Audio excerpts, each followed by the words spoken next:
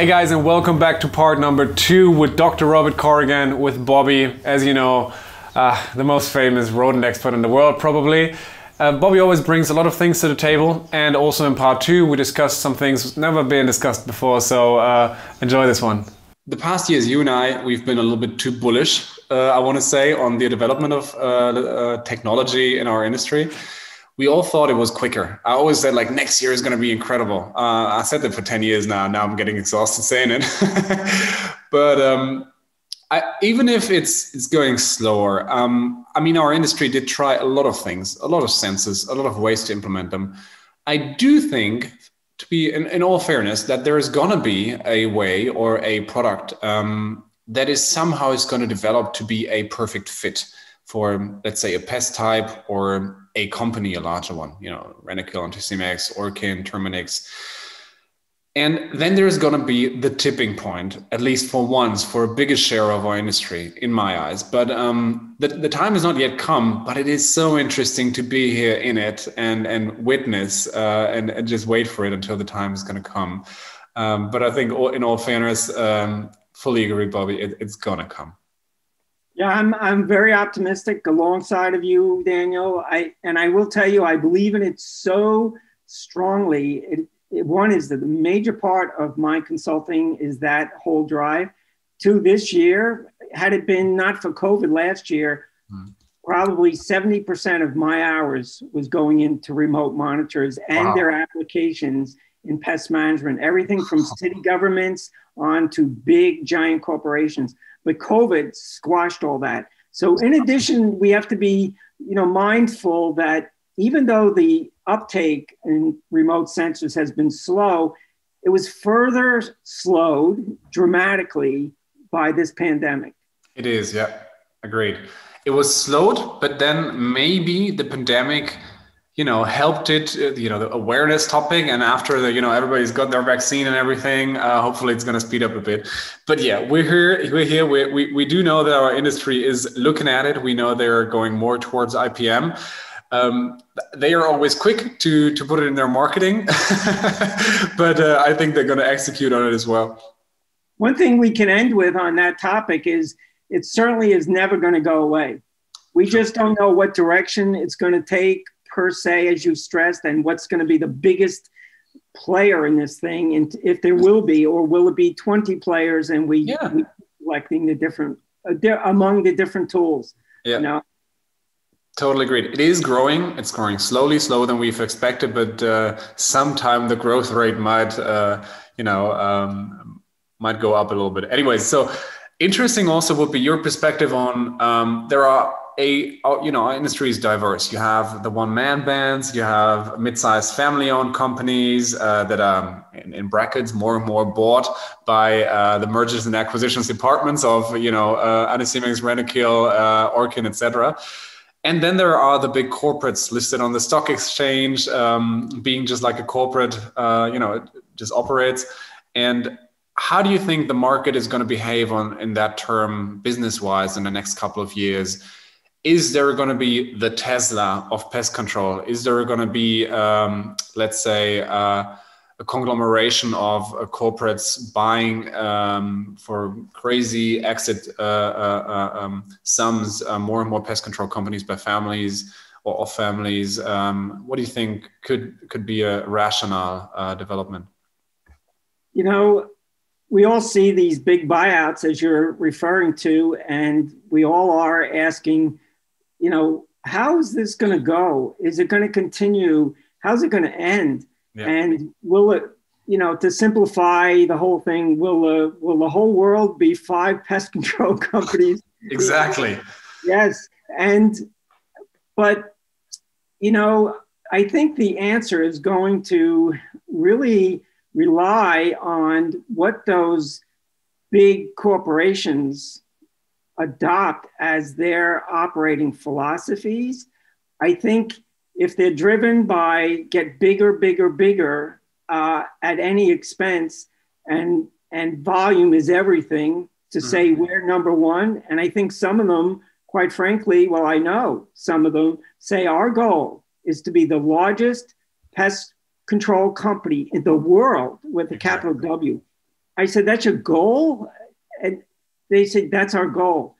And I'm like, well, don't you want to be the most progressive company in the world? Don't you want to be the best pest control company in the world? You know, those adjectives to me are much more important than the biggest. Absolutely agree.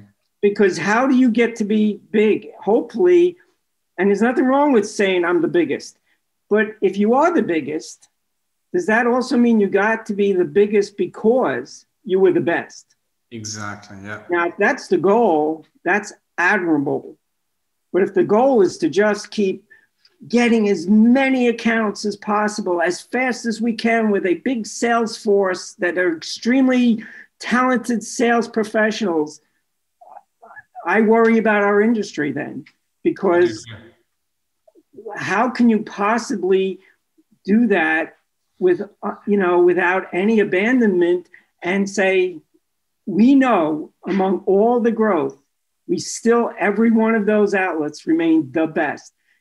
Now that's going to open up, Daniel, an opportunity, because if that is not met as a goal, there's going to be the Ubers, as you use that term. And, Uber shocked the whole world. Yes. With every taxi company's like, what just happened here? Exactly.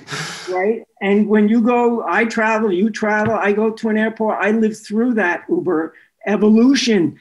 And the first time I used Uber, I said, this is a game changer forever, as long as they stay good, right? As long as they don't mess it up. And to this day, I travel all over the world. Sometimes I'm in the middle of almost nowhere, and my phone brings me a car. It's like something out of Star Trek. Unbelievable. Yeah. And I think that could happen in our industry. But if it does, it's going to be that big. And I personally believe it will be that whoever does the pest control is way ahead of the rest in prevention, talents, training, insight, inspections, being an observational biologist, all of those kinds of things. And they will carve out a niche. And I think the smart companies, right? Smart companies, the big corporations, sometimes we know procurement people can do damage and just go for the low bid sales offering. But we also know there's some pretty smart consumers out there that say, we don't need the lowest bid here. We need the best bid. Exactly. It's gonna happen. If you ask me, it's gonna happen. In the next couple of years, there's definitely gonna be some trends showing that the Uberization of pest control is gonna happen. At least also we are trying it a bit. How one can try it is obviously with good, smart IoT remote solutions, and then trying to jump over, let's say, the gatekeeper, which is in some time or in some cases the pest controller, and then trying to go to their customers, to the retail market, to homeowners, and trying to sell them the data of what is in your home, install it, let it service itself, and when there is somebody, a pest occurring, subcontract a pest controller, which could be anybody. If it's done without chemicals in the first place, within the IPM permit, anybody could do it with a simple online training. But if there's chemicals, chemicals get more limited by law, by less usage, by sustainability. So they're going to be more expensive anyhow. So that's going to be a top of the line service really for, a very niche of professionals. But this is how I could actually imagine it. So it is so interesting to look at our Star Trek future, as you said. But very, very likely in 10 years, we're going to look back and think, wow, this happened. That's right. And, the other piece we have to insert into this, Daniel, is we have a new wave, if you will, a new generation that are data-driven. Yep. Data-driven. And, the young generation coming up, they get data. They understand the importance of charts and graphs, and no doubt. And they want to see those. Dashboard is the new buzzword. Everywhere you go is show me the dashboard on how you did with the mice in my hotel this week and this month. I want to see a dashboard. And just, again, the pest professional I met with this week, I said, well, do you have a dashboard? I said, do you have a dashboard you could share with me so I can help you analyze where maybe you need to focus differently and different bait stations and traps? But I wanted a dashboard. And that word, I think, for our industry is any company that does any commercial whatsoever, I would say you have an obligation to your client to say, I can show you a dashboard. Because if you cannot, I would ask, why not? Why can you not show me a dashboard? I want to see how you're doing because I'm paying for you to prove to me you're making progress.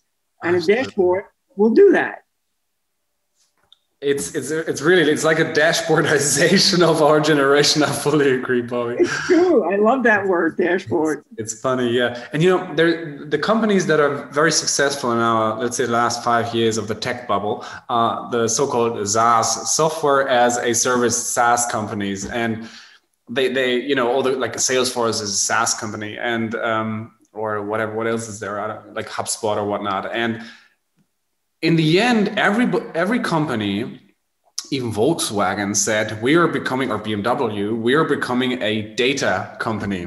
Interesting. And what in the end is pest control? We are giving the client information about their monitoring points and about the actions where then it's always going to be a service, but I think pest control as a service with, data-driven pest control as a service is the absolute unbearable, unmistakably future of our industry. Yes. And, for me, one of my key questions always trying to analyze rodent populations inside buildings is I say, could you show me I have one piece of this. All I want to know is show me all the places you captured multiple juveniles. And they'll say, why? What? I'm not doing it. I'm just showing numbers of mice captured. No, I only want one slice. Where are your juveniles? And they'll say, why do you want that? I say, because then I can pinpoint your nursery centers of these animals. And if you know the nursery centers through data, then we can attack the replenishment that you're getting in between service visits. I want that one piece. And say, oh, I better start looking at juveniles. I said, yeah, but if you had a dashboard, juveniles, adults, males, females, we could do this really quick, couldn't we? So it's so clever. That is so clever, I got to say. 2003-4, because of AIB, American Institute of Baking in Germany, we have been, we've in one of our pest control clients, we've gotten rid of chemicals and installed traps. No chemicals allowed inside of the production. That was basically the start of it all. And then we ventured on to using only traps wherever we could because of exactly that. We also, the treadle weight or the trigger weight of a trap, we try to manipulate it. This is why in the end we made our own traps, because we could manipulate it to a lower degree of 2 to 3 grams even, because we want to catch the juveniles. And if you obviously use chemicals, never is going to see the rodent again. But if you're trapping it, it's a male, it is a female, it's probably 2 months old, etc. And then we caught juveniles the first time. I still remember it was also kind of growth the first time you see juveniles. Oh, sometimes it's a bit growth, the naked mice. But then we totally located it. It was in a washing area of some plastic boxes for bread, etc. And it was incredible. It clicked in our minds. This is the way to do it. And then think about it. If you have cameras and you use camera sensors and the camera can detect it's that old, it's male, female, it's that species, you get closer and closer and closer to the root of it all. Correct. Absolutely clever. Fully agree. And technically, even though they don't know it, Daniel, that's what our customer assumes we know. Exactly. They assume we know. Yes, they, it's not certainly to say, well, I'm just going to put out a whole lot of equipment and hope it does something. Well, they could do that themselves. Go buy it online, buy 65 bait stations for yourself and traps and put them out every 50 feet. Who can't do that? You're right, Bobby. They're really expecting that. They are thinking we are doing that. Yes, they are. there is a delta. The delta needs to be closed. One thing that I learned about globalization and also the internet is, as with all the side effects, COVID and young juvenile humans always looking at their phones. The positive of it is always when there is a delta in an industry or in a society, the gap's going to be closed. Truth is going to be spilled or brought to the surface. And I think it's the same with pest control. Clients are now coming to realize, what are we doing here? I mean, a small business that spends $500 per year on pest control because they manufacture whatever, plastic bins or whatnot, they're not going to care about it. But the majority of people that is dealing with foodstuffs or with human health, etc., they're definitely gonna respectfully locate that there is an issue in the program, and the delta is going to be closed. So you said it correctly. Couldn't agree more. Yep. So that's why it is exciting, as you stated earlier. It's a very exciting time to be in pest management. Absolutely. There's so many windows of opportunity, and technology is going to rattle our cage, and that's a good thing. And totally. It's like a great journey right now. It is. And in contrast to, I have a lot of friends that work in, let's say, internet companies, that are really hype and cool, that sell clothing online. And, but if you think about it, we can be so proud to be in this industry, because I don't want to be in an industry that floods people with cheap clothing, even though it's a cool brand and you look hip in it for like 2 months. In the end, the benefit for our Earth is zero, even it's negative, because they pollute, Thailand with the manufacturing of the products there. So doing something that measurably important for human health is, I can really advocate. Anybody that's watching this, hopefully trying to think going into that industry, please do it. You'd be proud of yourself 10 years afterwards. At least we are, aren't we? Well, yeah, but it's true. It's somewhat the best kept secret as to enjoying an occupation, because you at the end of the day, no matter what you want to talk about, paychecks and money and this kind of thing, but at the end of the day, can you say, a tangible, real contribution to the betterment of humankind everywhere? Yes. The answer is big time, yes. And for me, I can tell you my whole career has been this, my whole career. And I can say, yeah, I'm glad I spent it here. I'm glad I spent it right here in the pest management industry. Yeah. This actually, I just typed because this is so inspirational. We're going to make a quote out of this. It's the best kept secret, a tangible contribution of the betterment of humankind. Absolutely, yes. And this coming out of you, Bobby, who, you're no doubt an inspiration to many of the pest managers worldwide. I'm going to make a post about this one, and I'm going to ask my marketing team to use this, because honestly, that is absolute pinpointing on what our industry is to us. Perfect. I'm flattered. Thank you for that. Thank you. Yeah. I got to say, it's been fun. We've always been talking a lot. Now, it's always 1 hour since we started. We could go on for another 2 hours, but I guess let's save it for people probably have something else to do than listening to us all day. So I would say, Bobby, again, so much. Thank you for your time. It's been a pleasure. It's just so great listening to you and speaking about possible events in the future of our industry. And thank you just for being you and being Bobby, I guess.